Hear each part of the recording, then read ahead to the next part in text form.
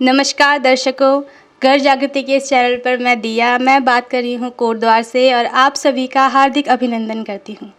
तो आज मैं आप सभी को लेके आई हूँ एक बहुत ही चर्चित संगीतकार से, जो अपने संगीत से और अपने वाद्य यंत्रों से सभी का दिल जीत लेते हैं। तो आइए बात करते हैं जितेंद्र बिष्ट जी से। तो जितेंद्र जी, कैसे हैं आप? बहुत सुंदर। आप बताइए, आप कैसे हैं? हम भी बढ़िया। तो हमारे दर्शकों को बताइए कि आपने संगीत की शुरुआत कहाँ से करी? देखिए, संगीत की शुरुआत की अगर बात करेंगे तो एग्जैक्टली मैं भी नहीं कह सकता कहाँ से शुरुआत हुई है, परंतु मुझे लगता है कि जब मैं 6-7 साल का था तो शायद तब संगीत का बीजारोपण शुरू हो गया था। अब वो कैसे कि एक तो हमारे यहाँ पर कोटद्वार के जितने भी पुराने जाने माने कलाकार हुआ करते थे, कुछ का नाम लूँगा अभी। तो एक तो हमारे राजेंद्र चौहान जी हैं, उनको सारा उत्तराखंड जानता है, और उनकी वाइफ कल्पना चौहान हैं। ये लोग कभी हमारे घर में 86-87 के आसपास आया करते थे। तब इन लोगों का भी करियर इस्टेब्लिश नहीं हुआ था। वो हो गया, एक मोहन मेंदोला जी हो गए, राम रतन काला जी हो गए। तो ये लोग कभी हमारे घर में आकर के प्रैक्टिस किया करते थे। प्रैक्टिस ऐसे होती थी कि क्योंकि उनका एक ग्रुप था, अभी ग्रुप का नाम भूल रहा हूँ मैं, तो वो ग्रुप की हमारे यहाँ प्रैक्टिस हुआ करती थी। क्योंकि मेरे पापा खुद भी एंकरिंग के लिए जाया करते थे और कुछ छोटे मोटे रोल निभाया करते थे, तो उनकी हारमोनियम ढोलक हमारे घर में रखी रहती थी। और जाहिर सी बात है कि जब घर में कोई वाद्य यंत्र है तो खुद ही एक कौतूहल जगता था कि मैं भी देखूं ये कैसा बजता है। तो काफ़ी सारे सिंगर्स यहाँ पर आया करते थे, तो उनकी गायकी, उनकी बजाएगी मुझे बहुत पसंद आती थी। तो उनकी गैर हाजिरी में मैं भी चोरी छुपे कोशिश किया करता था उस वाद्य यंत्र को बजाने की। तो शायद वहाँ से बीज पड़ा होगा जब मैं 5-6-7 साल का रहा हूँगा। और ख़ुद मेरे पापा बहुत अच्छे किशोर कुमार, मोहम्मद मुकेश के गाने गाया करते थे।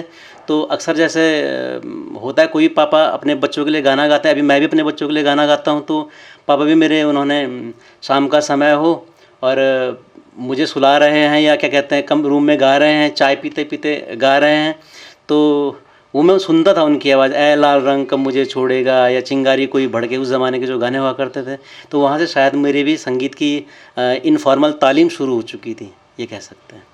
तो आपका इंस्टीट्यूट देख रहे हैं हम, बहुत ही सुंदर संगीत साधना केंद्र जो आपके इंस्टीट्यूट का नाम है। तो कहाँ से शुरू हुआ ये सब?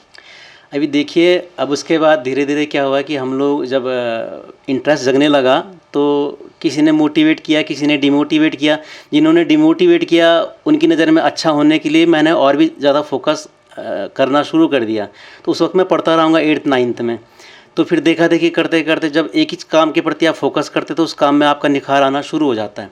तो उसके बाद 12th करते करते मुझे काफ़ी लोग, ज़्यादातर लोग अप्रिशिएट करने लगे कोटद्वार में। तो एक ग्रुप ज्वाइन करा मैंने, वो था सीजलर्स करके, सीजलर ऑर्केस्ट्रा करके एक बैंड था, वहाँ गाना शुरू करा। तो वहाँ बहुत ज़्यादा तारीफ़ प्रशंसा मिलनी शुरू हो गई। 96 का समय रहा होगा।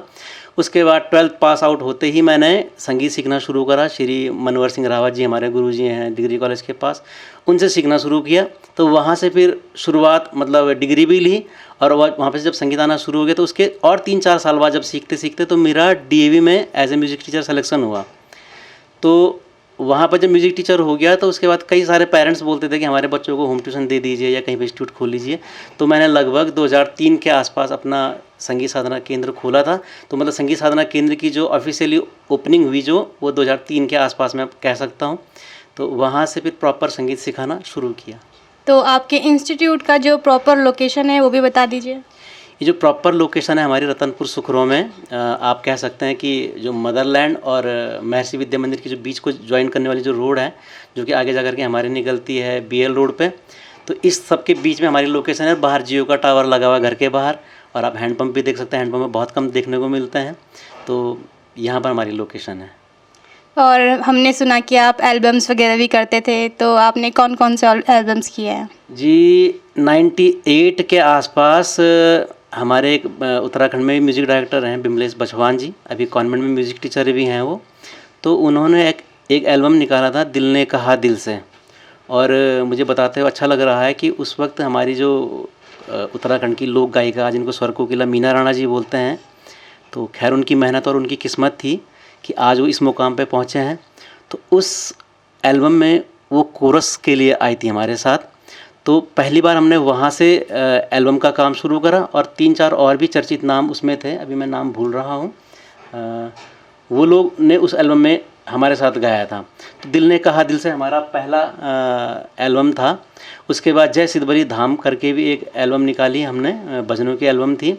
और उस वक्त एल्बम का ही ज़माना था, आज तो एल्बम नहीं बोला जाता, आज सिंगल बोला जाता है यूट्यूब में कि भाई सिंगल गाना निकाल रहे हैं हम। तो एल्बम हमने करीब 3-4 निकाली होंगी। एक और जय ताड़ेश्वर देवता करके भी निकाली थी, उसमें भी मेरा एक गाना हुआ करता था, गाना था। और उसके बाद यूट्यूब के लिए तो छोटे छोटे काफ़ी सारे गाने मतलब हम लोग निकाल चुके हैं। तो जब आप एल्बम्स वगैरह में काम करते थे तो कैसा रहा आपका एक्सपीरियंस? उस वक्त का माहौल काफ़ी अलग हुआ करता था, अपने आप में एक बहुत बड़ी बात मानी जाती थी। और जैसा हमने सोचा भी नहीं था, हमें लगता था कि हज़ारों म्यूजिशियंस ऐसे बैठे होंगे, ढोलक तबले वाले ऐसे बैठे होंगे, हज़ारों वायलिन बजा रहे होंगे। लेकिन ये उस समय से भी पहले की बात थी जो मैं ये बता रहा हूँ कि वायलिन इतने बजते रहे होंगे। जब हम वहाँ घुसे 97-98 में, तो उस वक्त धीरे धीरे लाइव रिकॉर्डिंग का ज़माना जाने लगा था। उसके बाद ऐसी रिकॉर्डिंग शुरू होगी, अब कट कॉपी पेस्ट का, जैसे कि क्या कहते हैं, अभी तो बहुत ज़्यादा एडवांस हो गया कि आपसे अगर एक ही शब्द गाया जा रहा सही, तो उस एक शब्द को सही सही गा लो और उसके बाद आप कट कॉपी पेस्ट करके पूरा गाना बना सकते हैं। तो उस वक्त अपने आप में एक कंप्लीट एक अलग तरह का मतलब इमोशंस होते थे हमारे। जैसे अगर मैं कहूँ, अगर आप कोई गाना आज गाते हैं तो अभी थोड़ी देर पहले आपके अंदर फील कुछ और है, अब गाना गलत हो गया, उसके बाद आधा गाना आपने काट करके दूसरा गाना, उस वक्त आपका फील सपोज दर्द में चला गया या तनाव में चला गया, तो गाने में वो फील का अलग अंतर दिख जाता है। वो उस गायक को दिखता है या बहुत अच्छे पार के जो सुनने वाले हैं उनको दिखाई देता है कि यार इतने पोर्शन में, इस अंतर में इसका फील कुछ और आ रहा था और अब फील कुछ अलग हो गया। लेकिन पहले ऐसा नहीं था। पहले जब हम गाते थे तो जब पूरे इंस्ट्रूमेंट जो एक साथ बज रहे हैं, या पूरा एक कंप्लीट ट्रैक, जैसा आप अभी आजकल कराओके ट्रैक बोलते हैं, तो एक पूरा ट्रैक बज रहा है, उसके साथ जब आप गा रहे हैं तो एक ही बार में आपको ओके करना होता था। तो उस वक्त जो आपका फील एक बार है, वो पूरा मतलब एक बहुत अच्छे सुनने वालों को पता चलेगा कि यार कंप्लीट पूरे गाने का फील एक जैसा था। तो उस वक्त एक अलग ही एक माहौल बनता था, तो बड़ा आनंद हमें उसमें आता था। अभी का क्या है कि रिकॉर्डिस्ट या प्रोड्यूसर डायरेक्टर अपनी सहूलियत के हिसाब से गवाना चाहते हैं, तो हो सकता है अभी गायक का मूड वैसा नहीं है ना। इस अंतरे में उसका फील कुछ अलग था, अगले अंतरे में कुछ दिन बाद अगला अंतर रिकॉर्ड किया गया, तो तब तक वो टेंशन में आ गया। तो टेक्निकली अभी हम बहुत एडवांस हो चुके हैं, लेकिन इस जो फील वाली बात है ना, वो अभी फील में हम पिछड़ चुके हैं। मैं ये कहूँगा गाने का फील चेंज हो जाता है। तो आप इतने सारे इंस्ट्रूमेंट सिखाते हैं, कौन कौन से सिखाते हैं? आप थोड़े नाम लेके हमें बताएं। यहाँ पर मैं जो बेसिकली जो भी कोटद्वार में पॉपुलर हैं, जैसे कि यहाँ पर ढोलक चलता है, तबला चलता है, गिटार बहुत ज़्यादा पॉपुलर है, बांसुरी पॉपुलर है, पियानो, कीबोर्ड, हारमोनियम पॉपुलर है, वायलिन थोड़ा सा कम पॉपुलर है। तो इन सबको मैं बजा लिया करता हूँ। अभी एक नया इंस्ट्रूमेंट लॉन्च हुआ है कोटद्वार में पिछले 4-5 साल से, ये क्लैप बॉक्स, ये भी बजा लिया करता हूँ। और वैसे तो आप कुछ भी रख लीजिए जिसमें सुर निकल सकता है या ताल निकल सकता है, कुछ एक दिनों की प्रैक्टिस के बाद वो इंस्ट्रूमेंट बजना शुरू हो जाता है। जैसे अभी मैंने एक एक्सपेरिमेंट करा था खुद में कि ग्लास से गाना निकालना, मतलब आप कैसे भी ग्लास दे दो हमें, उसकी फ्रीक्वेंसी सेट करके मैं उसमें गाना, मैं तो छोड़ो मेरे इंस्ट्रूमेंट भी बजा सकते हैं। तो क्या नाम, भगवान की ये कृपा है कि मतलब हमारे दिमाग में सुर और ताल बैठा हुआ है, तो हम लोग उस सुर ताल के बेसिस पे गाने बजा लेते हैं या उस इंस्ट्रूमेंट को बजाना सीख जाते हैं। बशर्ते हमारे अंदर वो विल पावर वो होने चाहिए कि करने का जज्बा कि हमें इंस्ट्रूमेंट सीखना है। तो कोई मैं ही नहीं, कोई भी संगीतकार किसी भी इंस्ट्रूमेंट को सीख सकता है। तो कितने स्टूडेंट हैं आपके क्लास में? लगभग 45 के आसपास स्टूडेंट हैं। तो जितेंद्र जी, हमें और हमारे दर्शकों को कोई एक अच्छा सा गढ़वाली गीत सुना दीजिए। वैसे भी हम उत्तराखंड में रहते हैं, तो उत्तराखंड का बहुत ही सुंदर गीत जो आपको आता हो। देखिए, थोड़ा सा कोशिश करता हूँ कि गुनगुना पाऊँ ठीक ठाक।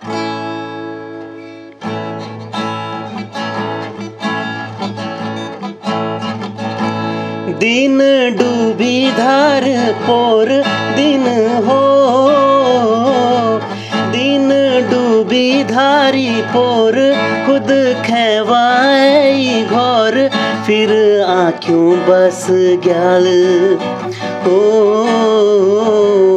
फिर उमाली उमाल हो,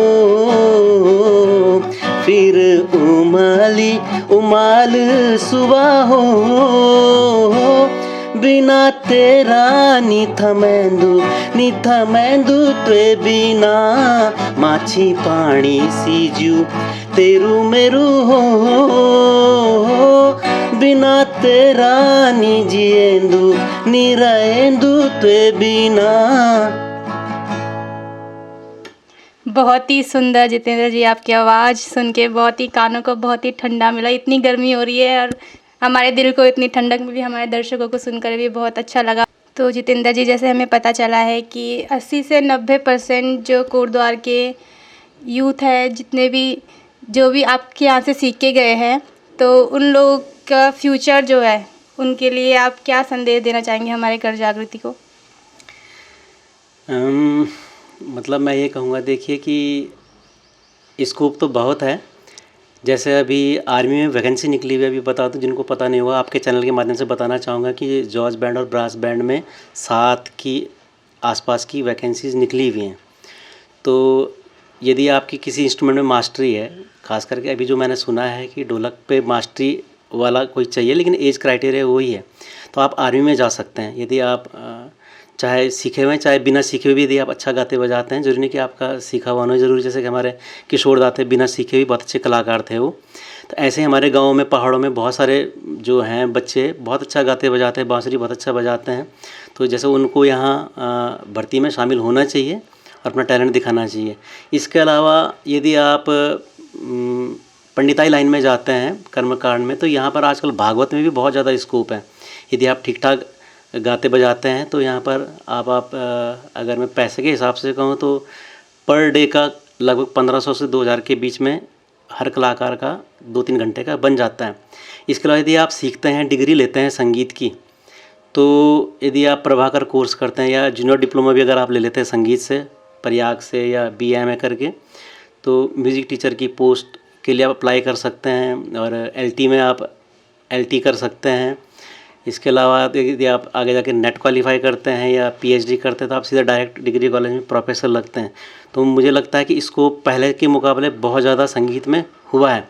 और दूसरी, इससे भी बड़ी बात, मैं एक बात और बता दूं, जो मेरी नज़र में इससे भी बड़ी बात है, मेरी नज़र में संगीत से पैसा कमाना या जॉब इतना ज़्यादा इम्पोर्टेंट नहीं है।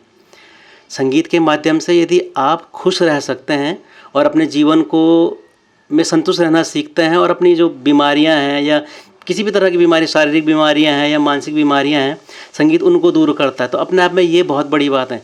एक तंदुरुस्ती 1000 नियामत, एक कहावत है। तो यदि आप तंदुरुस्त हैं तो आधा रोग तो आपका ऐसे कट जाता है। तो संगीत आपको तंदुरुस्त रखने में बहुत मदद करता है, आपको मेंटल पीस देता है। तो पैसा कमाना भी बात की बात है। यदि आप सुकून से रहते हैं और संगीत में यदि आपको वो खुशी, वो सुकून मिलता है, तो ये ज़्यादा बड़ी बात है। हालांकि पैसा भी इसमें आप अच्छा खासा कमा सकते हैं, लेकिन सबसे बड़ी बात है कि आप टेंशन फ्री रहते हैं और आप बहुत इस तनावपूर्ण जो जीवन है, इससे उभरने में संगीत बहुत बड़ी मदद करता है। तो अपने में ये ज़्यादा बड़ी बात है बजाय कि आप अगर संगीत से पैसा कमाते हैं। पैसा कमा ले तो अच्छी बात है ही। तो कहने का मतलब है कि मेरा कि यूथ के लिए तो स्कोप है ही, लेकिन कोई भी जो बंदा डिप्रेशन में जा रहा हो उनके लिए भी संगीत बहुत ज़रूरी चीज़ है और ज़्यादा ज़रूरी चीज़ है। तो स्कोप है, मैं कहूँगा। तो दर्शकों, आज का एपिसोड यहीं समाप्त करते हैं और जाते जाते जितेंद्र जी से हम एक गीत सुनेंगे। तो आइए। नौनु धर्म्यालु आगास नौनी मयलु यखै धरती।